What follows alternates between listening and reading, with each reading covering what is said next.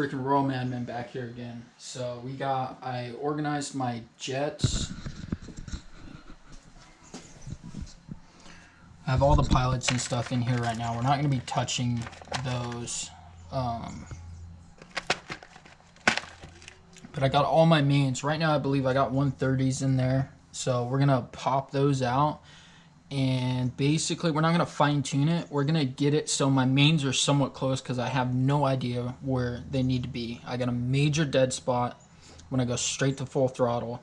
And I need to figure that out before I do anything. My pilots, I need to know, or I know, need to go down in size, and my needles will have to be finely adjusted. But like I said, right now, we're going to go from 30s, probably jump up 2 sizes, 35s, until I start getting closer. I have an AFR gauge in this car, and basically it goes straight. Instead of going full rich and then going dash, dash, dash, as soon as it goes straight to full throttle, it completely just dashes out. So I'm assuming it is way too lean when I get on the gas, but we're going to figure it out. So I'm going to go up 2 sizes, and then I'll pick you guys back up when I swap those out, and we'll fire up the car and see what it does.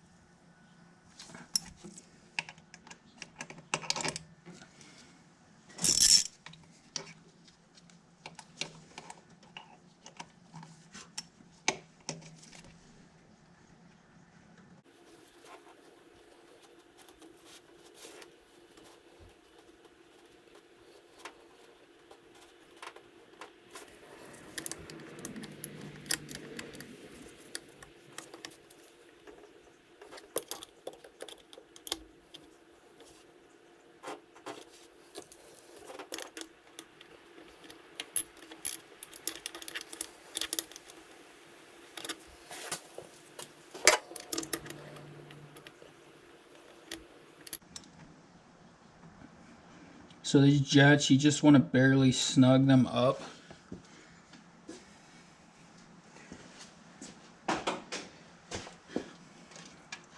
And the last thing is the fuel caps. It's easy to get to the mains because they're right on the bottom like this, and it's a hex design, so super simple. At least my FCRs, I run all the hex jets for my mains.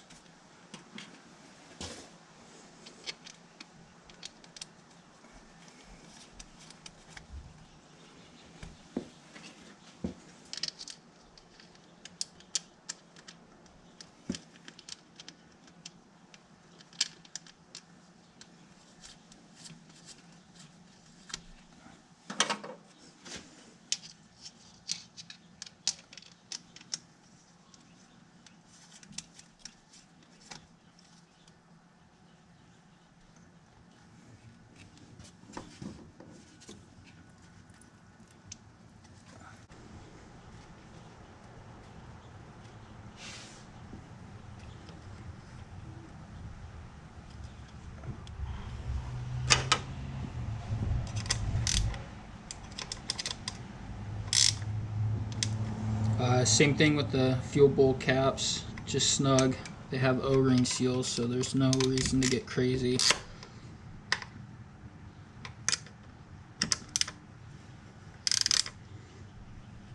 And then my system's set up on a electric fuel pump, so I can kick it on separate just to kind of check everything, because you do not want to fire these up while they're all leaking.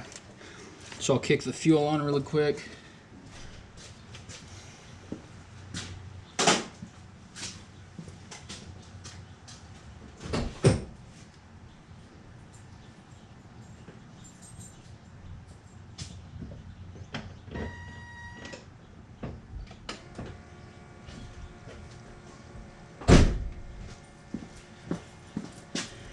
Fuel is on. Just kind of run your hand under here.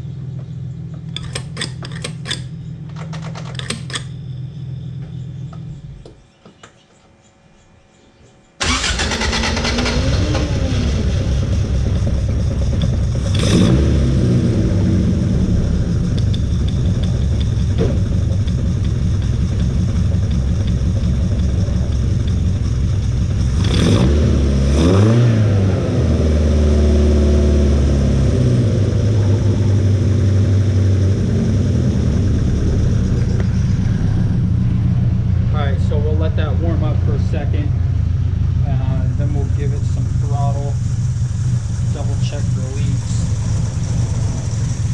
Looks like we're good. So the main jets that were in it were 135, so I went ahead and jumped up to, I skipped 2 jet sizes and jumped up to 145.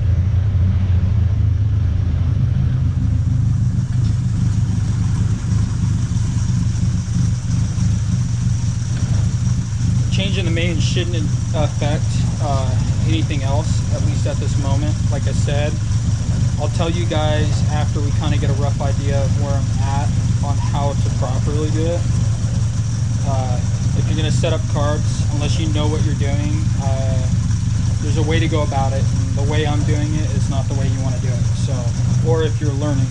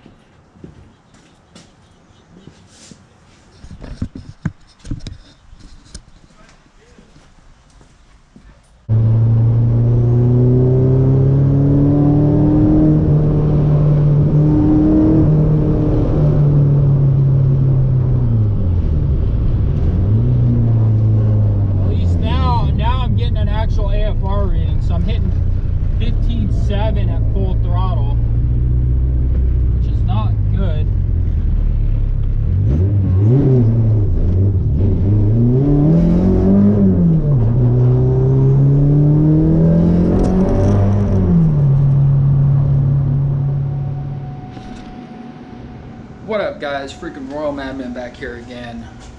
So continuing on with the Carbie update. So Jamin, or at Jamin _ Pacific Northwest. I think I briefly talked about it. I'll say it one more time just to make sure.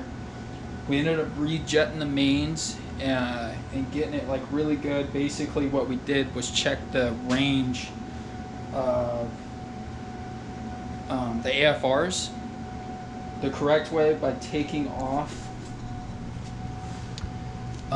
the carburetor pump.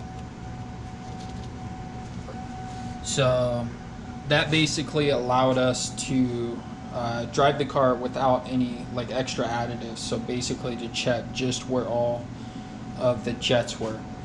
So I think I got my needles adjusted about 3 rings down. Their stock Yamaha R6 needles, and then the mains we ended up bumping all the way up to, I believe, 55. I believe it was 55, but we can check really quick if I can find my jets. I don't think they're still in the car.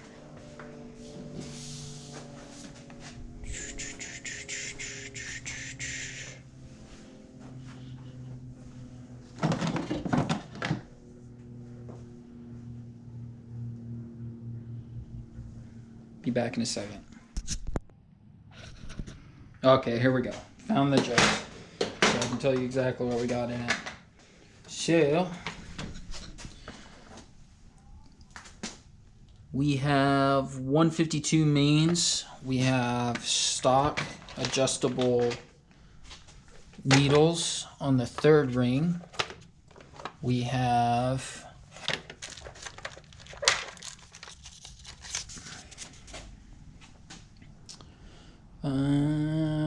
pilots or slow jet. In this case, it'd be technically, because they're FCRs, slow jets are at 52. Now, since I'm taking these apart, my slow jet is still running a little rich. So I might bring that down to, I believe I can go to 50. But I'll double check and see what's in it just to make sure. I don't know how accurate that is. Basically, since what happened from the point of the earlier video when we were tuning this to now is I ran with my air filter for too long, which obviously is not a very smart move. I regret doing it. I thought I was going to get this whole process done a lot sooner than what I did. I mean, you're running velocity stacks and you're driving your car. Make sure you got some kind of filter on them, you guys. Don't make the same silly mistake that I did. Super rookie mistake, and now I'm paying the price for it. It's not a huge deal, but I could have saved a lot of freaking time. So now what we're going to get into is pulling these off. Literally tearing them all the way down to the vacuum plates, cleaning them all, reassembling them, putting them back on the car. The goal is to have the car done and ready to go by the 27th, which is the next drift event at Park. And then I'm gonna have to test my spark plug wires because those TRD plugs are pretty old. And then basically just do a basic tune-up on it. Change the fuel filters, change the oil filter, change the oil, change the spark plugs, make sure my gapping's right. Double check my timing, and then bolt check the whole car.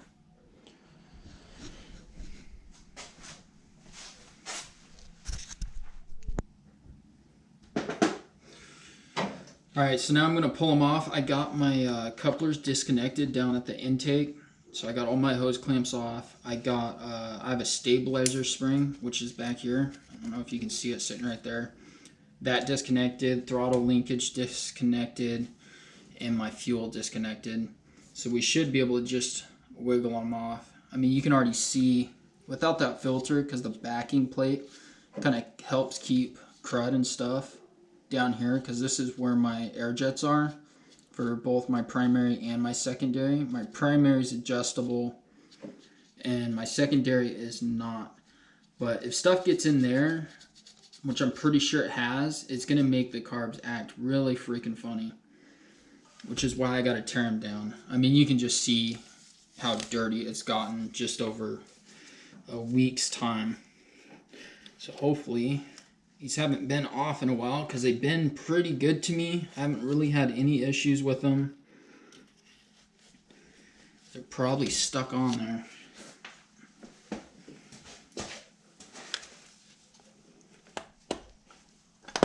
Oh yeah, crispy. Look at that.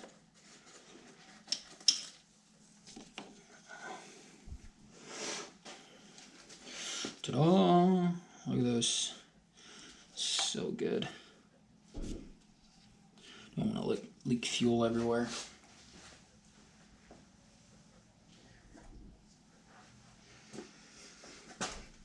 So that's the easy part.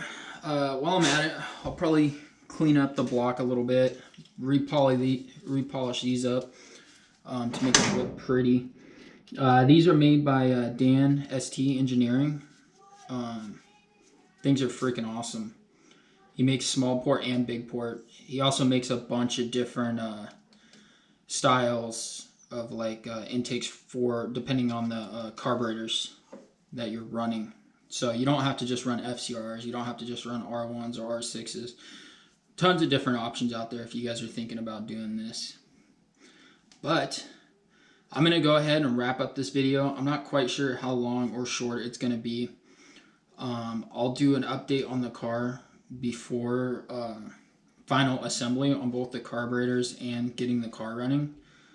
So I can tell you guys what I did so you can see how dirty they got, or you know what parts got affected by not running a filter, and get this thing all freaking ready to go to park.